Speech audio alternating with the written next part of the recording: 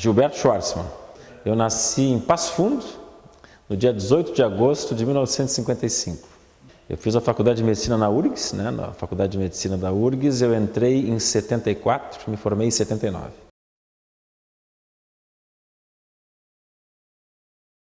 Tenho um irmão mais velho, Carlos, que é chefe da ortopedia e traumatologia da Santa Casa, que é professor da fundação, que foi a pessoa que me influenciou mais diretamente na escolha profissional. Mas eu quis ser muita coisa, ainda quero ser muita coisa.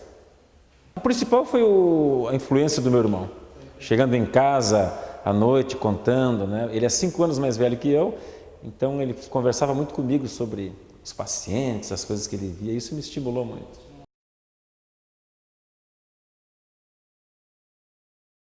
A minha turma de faculdade era uma turma excepcional, excepcional. Tinha pessoas assim de muito talento artístico. Nós tínhamos um coral que se apresentava em vários lugares no interior, na Santa Casa, em clubes, um coral respeitável. Tinha grupos assim de teatro. Havia uma atividade que foi criada pela minha turma, chamada Penha Folclórica, que era um tipo de umas boas-vindas a esses alunos de convênio que vinham da Bolívia, de outros países da América do Sul e da América Central, e que ficavam assim meio deslocados no âmbito da universidade. Então se criou esse evento, que era uma coisa linda. Ele acontecia bem perto da antiga anatomia, ali no prédio antigo da Faculdade de Medicina, naquele espaço aberto de estacionamento, que hoje a gente usa quando vai nos concertos da reitoria, que entra pelo Sarmento Leite. Toda aquela área ficava assim, com uma multidão de estudantes das várias faculdades e de outras universidades, e se montava um palco com músicas latino-americanas, com pessoas declamando poesias. Era muito bom, muito interessante.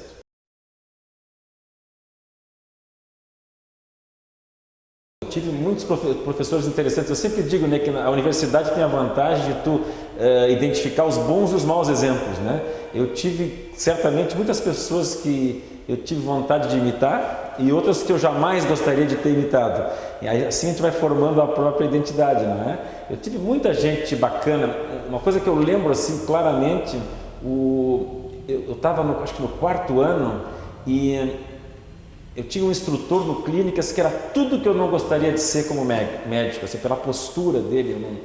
Ele não atendia bem as pessoas, assim, eu não gostava da maneira como ele lidava. E eu até questionei largar a medicina para tocar piano. Eu sempre gostei de música, E eu me lembro que meu pai me pedia calma e tal. Aí eu fui fazer um estágio na Santa Casa, na enfermaria do professor José Job, de gastroenterologia, e o Sérgio Barros, que é um gastroenterologista, professor da Faculdade de Medicina da URGS, muito bacana, Ele estava de passagem por Porto Alegre, porque ele estava fazendo a formação dele no exterior.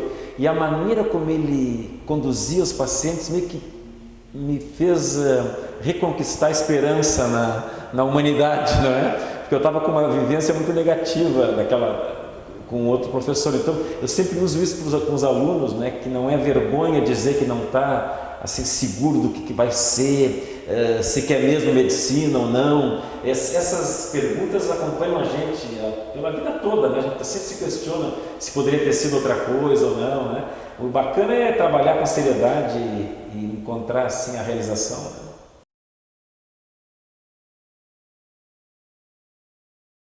Eu sempre fui uma pessoa assim, eu gostei muito de me divertir, mas eu era meio assim, não sei se dá para dizer essa expressão CDF numa entrevista, mas eu era meio daqueles que estudavam. Então eu sempre gostei de farmacologia, dos remédios, assim, estudar como os remédios funcionam. E a época que eu estava terminando o curso foi mais ou menos uma época de uma explosão nos novos remédios para tratar alguns tipos de câncer. Eu me lembro que eu ficava fascinado lendo coisas sobre leucemias na criança, que passaram nas últimas décadas de uma doença fatal, na maioria das vezes, nos anos 60, para altamente curável nos anos 90. Então, aquele período da década de 70 foi um período de muita ebulição nos novos tratamentos para leucemias, linfomas, e aquilo me impressionou muito. Como eu gostava desse tipo de assunto, assim, de remédios, eu imaginei que aquilo podia ser uma área interessante para mim. Mas eu pensei em fazer neurologia, endócrino, cardio, psiquiatria, várias coisas. Eu me formei, fiz residência de medicina interna no Hospital de Clínicas, que é uma ótima residência. E depois eu ganhei uma bolsa, fui para a Inglaterra, onde eu fiz o meu fellowship e o mestrado, né? Depois eu fui para a Holanda, onde eu fiz meu doutorado, meu PhD, e o pós-doutorado no Instituto do Câncer dos Estados Unidos. Então nós tivemos um período de vários anos fora do Brasil.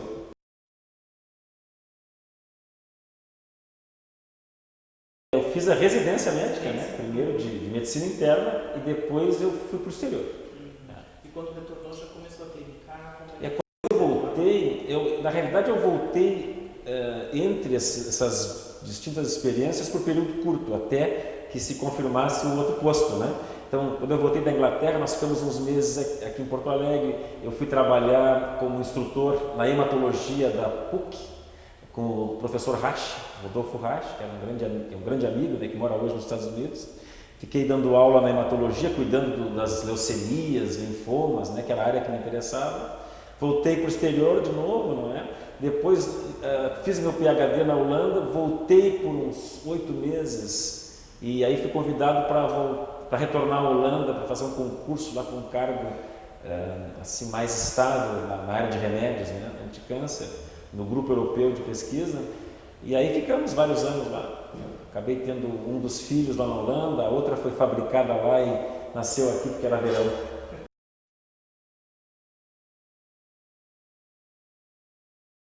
Olha, eu não tive assim grandes dificuldades, porque quando eu voltei para Porto Alegre, eu tinha já uma relação muito sólida com o Hospital de Clínicas. E na época o professor Carlos César Albuquerque, né, que é falecido, porque foi presidente do hospital, né, foi ministro da Saúde, ele me acenou com a possibilidade de vir direto para Clínicas. Não havia concurso naquele momento para professor, mas fizeram um concurso para pesquisador na área de oncologia, que eu fiquei muito feliz com isso, para poder me absorver diretamente. Eles me ofereceram uma pequena área muito modesta, uma salinha para poder fazer pesquisa, dosagens de remédios no sangue e tal. E eu tinha recebido uma doação no exterior de um equipamento de cromatografia que eu trouxe debaixo do braço. Eu trouxe debaixo do braço um cromatógrafo e um fax.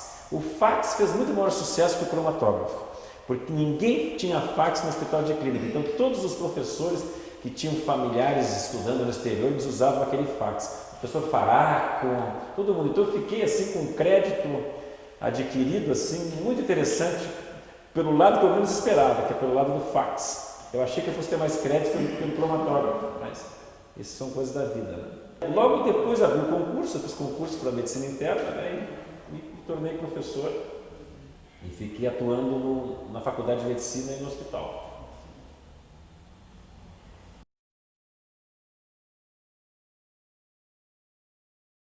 Olha, eu gosto muito de pacientes, gosto muito de pesquisa, mas eu acho que essa parte de ensinar é uma coisa maravilhosa, se poder influenciar pessoas jovens, assim, se colocar à disposição deles. Eu lido muito com alunos na transição entre um colégio, né, que seria os primeiros anos de faculdade, que são muito parecidos com uma aula de escola, né, com a parte clínica que vem lá pelo 3º, 4º ano, e eu lido muito com eles naquele momento em que eles passam de alunos para pessoas que começam a ver a vida como ela é, né, morte, doença. Então é um momento muito delicado na formação dos alunos e eu acho fantástico poder estar presente, ajudar, se colocar à disposição, não é? Eles precisam ter modelos assim que sejam interessantes. Eu faço tudo para ser um deles, né?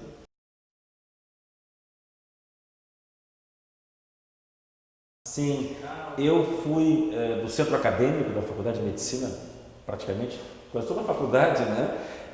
Inclusive tem histórias, se eu tivesse tempo para contar, nós fizemos uma greve interminável quando nós estávamos no 6º ano. A minha turma não se formou na reitoria, nós nos formamos na Assembleia Legislativa. E eu era orador da turma, então eu lembro que a briga ainda era período não democrático, né? 79, tinha ainda muita marca digamos assim, do regime militar. E eu lembro que o meu pai, falecido, né, sofreu, porque ele viu vários camburões da brigada ali em frente à Assembleia, e eu com aquele discurso debaixo do braço, ele achou que eu ia ser preso, mas graças a Deus era um discurso todo em rimas, assim, eu me esforcei para fazer um discurso bem poético, mas forte, né? E tudo acabou indo muito bem. E eu fui presidente da Associação dos Residentes do Clínicas, isso me deu muita alegria também. Eu tive bastante atuação na área assim, na área política, assim, dentro das minhas limitações, não é? Porque eu nunca tive assim um envolvimento partidário, nunca tive nada disso, mas eu sempre gostei de participar dessas coisas reivindicatórias, assim, né? O motivo da nossa greve, o nosso motivo era, claro, melhores condições de ensino, mas tinha um motivo palpável, que era o seguinte: os professores da Faculdade de Medicina da URGS estavam divididos entre aqueles que ficavam na Santa Casa, que foi, digamos, o celeiro de formação de todas as gerações mais antigas, e com a criação do Hospital de Clínicas, em 71, não é? O que aconteceu é que vários professores formaram aquele grupo que iniciou a estruturação dos serviços de clínicas. Se criou uma comissão, o professor Gomes Maciel que presidia, não é? E que foi começando a estruturar o Hospital de Clínicas. E com, digamos assim, o passar do tempo, se criou alguns feudos também lá. E havia uma certa resistência na transferência de alguns professores da Santa Casa que tinham desejo de ir para Clínicas. E muita gente boa estava nesse grupo. E o que nós fizemos foi exigir que aqueles professores que quisessem ir para Clínicas pudessem ir. Então foi uma sensação muito bonita para quem participou. Vou dar alguns exemplos. O José Baldi, que hoje é nome de um dos anfiteatros do Clínicas, era uma pessoa encantadora, foi um dos que foi para lá. O Ernst Berger, o Otto Busato, o Oli Lobato, grandes figuras acabaram sendo, tiveram entrada no Clínicas depois daquela greve. Foi uma coisa que ajudou, eu acho que, pelo menos em parte. Outro que foi para lá, o Matias Kronfeld, vários clínicos, o Ginter Fonay, pessoas importantes na parte de clínica médica da Santa Casa, da Enfermaria 38, da Enfermaria 2, né, que eram enfermarias muito tradicionais, foram para Clínicas naquela época. Em parte foi pela nossa greve. Eu não sei se foi bem assim, mas a minha leitura na época foi essa, que nós somos importantes.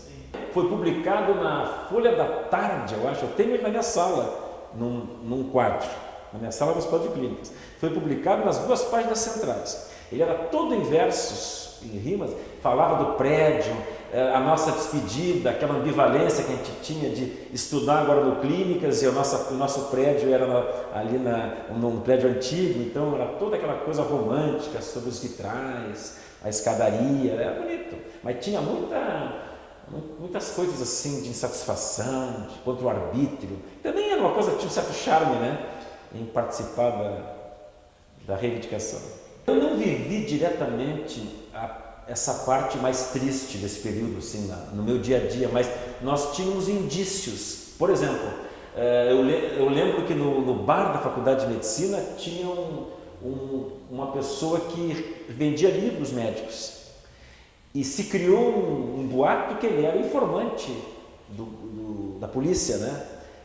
Então, eu me lembro que ele foi meio que rechaçado, as pessoas fizeram um boicote e nunca se provou nada, entende? Eu tinha vários amigos que tinham militância política definida, assim, alguns deles foram presos, que eu lembro. Mas o meu grupo, assim, não era um grupo assim de militância, assim, uma coisa mais política, eram reivindicações mais ligadas ao âmbito da universidade. Então, eu fiquei meio, assim, digamos, com uma certa distância disso. Uma evidência que eu me lembro que me chocou, isso é interessante, eu lembrei agora.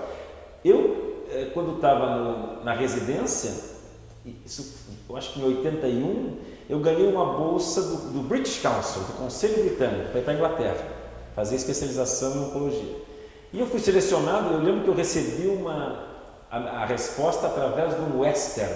O pessoal mais novo não sabe o que é Western. É um tipo de um telegrama que se usava na época que a comunicação era um pouco mais, digamos, primitiva que hoje, né? E eu tive que ir no centro da cidade, em Porto Alegre, para receber o tal do Western, aqui numa dessas travessas perto da prefeitura, onde se recebia o Western. E eu recebi aquela informação e logo no dia seguinte eu recebi uma outra que eu tinha que ir a Brasília. Isso eu nunca esqueci. Eu pensei, puxa, estou guardando meu dinheirinho para ir para a Inglaterra, vou ter que ir a Brasília, mas será que eu não posso telefonar ou falar, mandar uma carta? Não, tinha que ir pessoalmente a Brasília para um certo carimbo que eu precisava ter no meu documento, uma coisa assim. Eu, quando cheguei em Brasília, era num local ligado ao Ministério do Exército, fiquei esperando umas 2 horas, eu fui na noite anterior e voltei no outro dia. Eu gastei um dinheirinho ali que era contado na época para minha viagem, para ir para Brasília, e foi uma coisa muito chocante, porque eu fiquei esperando umas 2 horas numa sala, depois uma pessoa mandou eu entrar no gabinete, tinha um militar, um homem com roupas militares, que me fez umas perguntas e aí me mostrou umas cópias de listas de assinatura de apoio. Porque eu sempre assinava listas de apoio para coisas, soltar o fulano que estava preso, coisas assim que a gente assinava como um cidadão, como brasileiro. Nunca achei que aquilo fosse ser guardado por alguém, né? E eles tinham cópia, eu fiquei impressionado como se perdia tempo, energia e dinheiro do país com coisas tão desnecessárias, eu não tinha nada a ver com isso, e estava meu nome certo lá. Aí eles me perguntaram se eu era ligado a algum partido, se eu já tinha tido atividade partidária, 4, 5 perguntas, e aí tá, obrigado, e eu pensei que tinha mais alguma coisa, não, era só isso. Aí peguei um avião e voltei. Quer dizer, uma coisa feia, né? Era um momento feio do país.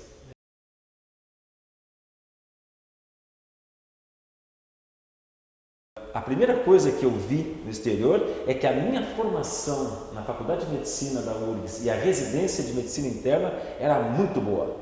Porque no dia a dia, assim, das pessoas da minha idade, tanto na Inglaterra quanto na Holanda, que foi a parte inicial, eu não me sentia assim inferiorizado do ponto de vista de informação. Claro que as pessoas talvez tivessem mais acesso a algumas coisas tecnológicas, mas não no sentido de conhecimento, estudo.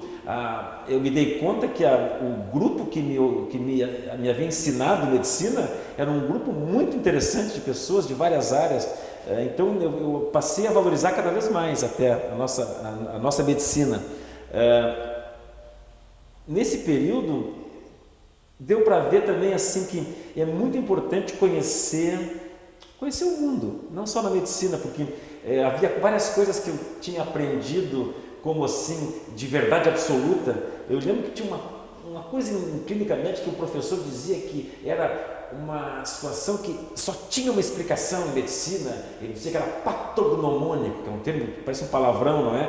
Porque era assim, típico, exclusivo de uma doença. E a primeira coisa que eu vi numa reunião geral em Londres, de um professor famoso, tinha um livro desse tamanho, era de clínica médica, era que ele tinha várias interpretações. Eu me lembro que foi importante para mim enxergar assim as coisas com uma certa abrangência maior, não é? Foi muito bom. Eu sempre recomendo para os alunos e para os médicos mais jovens do nosso grupo que eles viajem, porque isso dá essa abertura, que é importante, aprende a valorizar mais a nossa própria verdade aqui, a nossa realidade, e também um outro aspecto, sabe qual é?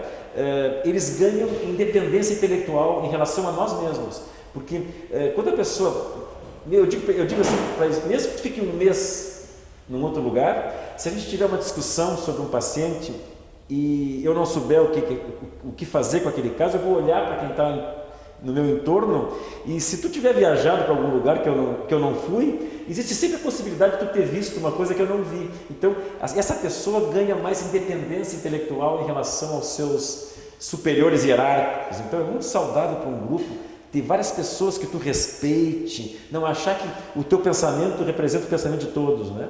Então, eu gostei muito de morar no exterior. Agora, tem que trabalhar muito, né? As coisas não acontecem gratuitamente. Eu me lembro que quando eu estava na Inglaterra, eu estava preparando na parte final da especialização um exame para poder trabalhar em Londres. Então eu estava estudando de manhã, de tarde e de noite. Sabia tudo que era possível, eu estava estudando porque ia cair no exame. E aí a minha chefe, que era uma professora muito conhecida lá do hospital chamado Royal Marsden, que era o Hospital do Câncer de Londres, foi a primeira pessoa a usar um remédio chamado cisplatina em câncer de ovário. Ela foi a primeira pessoa a usar no mundo, chamava-se Eve Wiltshire. Ela me ofereceu para ir num curso na Itália de uma semana, que era um curso sobre oncologia. E eu estava estudando já 2 meses para esse exame. No final dessa semana desse curso, que tinha gente de vários lugares, fizeram uma prova.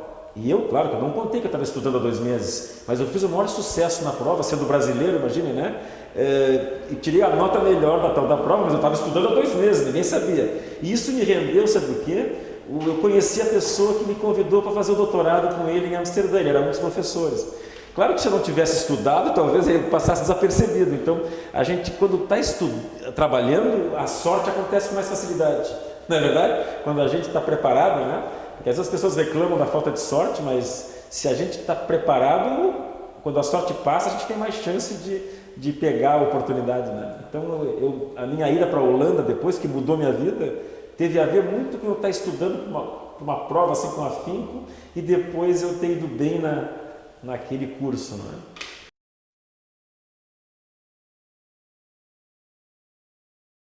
Eu acho que tem um problema geral, assim, digamos assim, da diminuição do valor social do médico, do valor na comunidade, do papel, né, do médico. Eu acho que na experiência de ensino, ao longo dos anos, eu não sei, eu tenho assim a esperança de que as pessoas realmente afetivas, sérias, empáticas, sempre vão existir, vão ser sempre bons médicos, vão sempre ouvir os pacientes.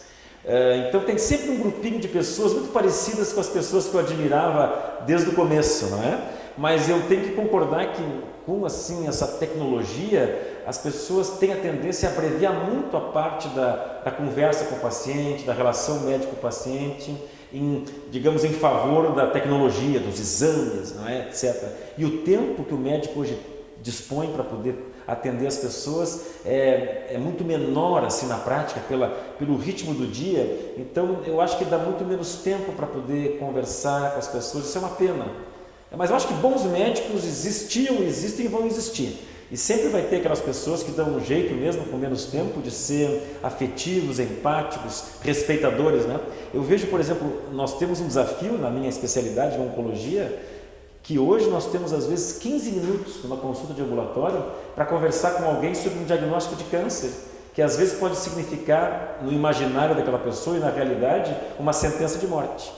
Mas sabe que com amor, com seriedade, com respeito, dá para se ter uma conversa digna até em 15 minutos, por incrível que pareça. Então eu tenho assim essa visão de que a gente tem menos tempo, mas as pessoas sérias eu acho que dão um jeito assim, de driblar essas adversidades e conseguem manter aquela parte mais sagrada da profissão, que é o respeito pelo paciente.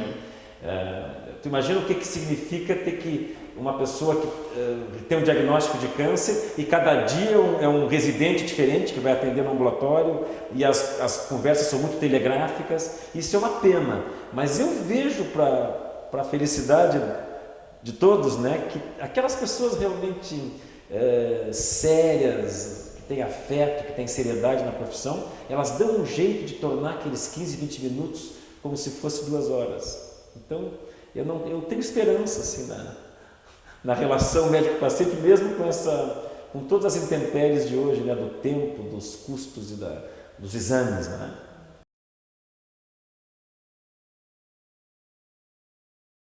A minha especialidade, claro, cada um enxerga a beleza no que tem próximo, né?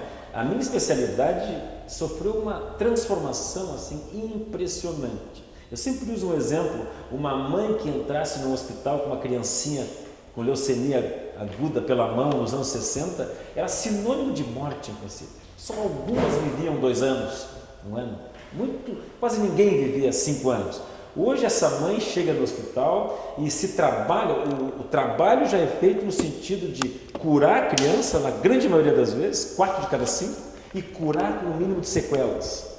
Entende? Então houve uma grande evolução no sentido da curabilidade de muitos tumores, nos cuidados dos pacientes, tudo melhorou. Melhorou o número de curados, melhorou o cuidado que se tem com os pacientes que não ficam bons, as opções de tratamento, o cuidado paliativo, o manejo do sofrimento das pessoas. Eu lembro que quando eu estava no 2º ano de residência, naquele período em que eu terminei a residência de clínica médica e antes de ir para a Inglaterra, eu fui acompanhar um oncologista chamado Enio Utz, que é uma pessoa muito conhecida do Hospital Moinhos de Vento, E eu lembro que eu ia às vezes ver os pacientes em casa e eu ficava sempre triste porque eles tomavam remédio para dor no músculo. E eram injeções, eram várias por dia, então aquelas pessoas, às vezes magrinhas, estavam com abscessos, com hematomas. Isso desapareceu. Hoje a gente usa remédios para dor, e mesmo quem não tem cura, que são remédios fáceis de usar, são orais, são administrações muito mais, digamos assim, favoráveis para o paciente. As pessoas todas vomitavam com a quimioterapia. Era raro o paciente que fizesse uma quimioterapia nos anos 70, 80 que não vomitasse. Praticamente todos vomitavam. A exceção era não vomitar. Hoje ninguém vomita praticamente. Então melhorou muito o tratamento, melhorou muito a maneira como nós lidamos com a verdade. Hoje as pessoas, ainda que exista ainda esse estigma, né, do câncer na sociedade, algumas pessoas mais velhas nem dizem câncer, dizem aquela doença, né? As vovozinhas dizem aquela doença. Mas a maioria da população já absorveu um conceito novo, mudou a mentalidade em relação ao câncer. Hoje as pessoas conversam abertamente, sabem que tem solução, enfrentam, discutem, não é? Melhorou em vários sentidos. Se alguém disser que o médico tem que ter uma neutralidade, eu discordo completamente. Eu acho impossível ter neutralidade no sentido, digamos assim, exato da palavra. Tem que ter uma tranquilidade para poder se manter como técnico, ao mesmo tempo que a gente tem coração, tem afeto, não é? Eu acho impensável um médico ter uma neutralidade que o deixa indiferente. Isso é impossível, na minha opinião, para uma pessoa que seja um médico de verdade, não é? Eu me deprimo muitas vezes com situações de pessoas que eu acompanho. A gente sofre porque a gente se identifica, não é? Às vezes são pessoas da mesma idade, ou de nós mesmos, ou de um filho, ou da mãe, do pai, não é? Então, eu acho que o que a medicina nos oferece com a experiência é poder, digamos assim, manejar esses sentimentos de uma maneira que não nos, digamos assim, paralise, não nos faça ficar sofrendo, digamos, de uma maneira assim, que nos impossibilite de poder viver normalmente, de trabalhar, e ao mesmo tempo esse afeto seja exercido assim, para poder cuidar bem com o amor da pessoa, mas ao mesmo tempo com a isenção que se quer do profissional, não é? O médico não foi chamado para conversar como um amigo daquela pessoa, ele foi chamado para tratar aquela pessoa. Então tem que se ter essa mistura entre aquela tranquilidade para tomar decisões técnicas corretas, mas ao mesmo tempo decisões técnicas que são permeadas por afeto, por, digamos, empatia, por solidariedade humana, coisas desse tipo. Eu não sou insensível às coisas que me aconteceram, não. Eu vou te dar um exemplo. No começo da minha carreira, me aconteceu um desastre. Eu nunca me esqueci. Eu atendi uma moça que era filha de um colega, que tinha um tumor curável, linda, uma moça, linda. Uma menina linda, nunca esqueci. Estou falando que estou enxergando essa menina. E ela terminou o tratamento da quimioterapia, com todos os exames normais, de uma regressão completa da doença, ou seja, com alta possibilidade de ter ficado boa. E ela foi para a praia 2 semanas depois com umas amigas. Foi para, eu acho que era Atlântida, não é Atlântida mesmo, é uma outra Atlântida, outro nome, Atlântida Sul, uma coisa assim. Nunca me esqueço, isso faz muitos anos. E aí, 2 dias depois, alguém me telefona, uma amiga que estava junto, disse, olha, a fulana está com febre.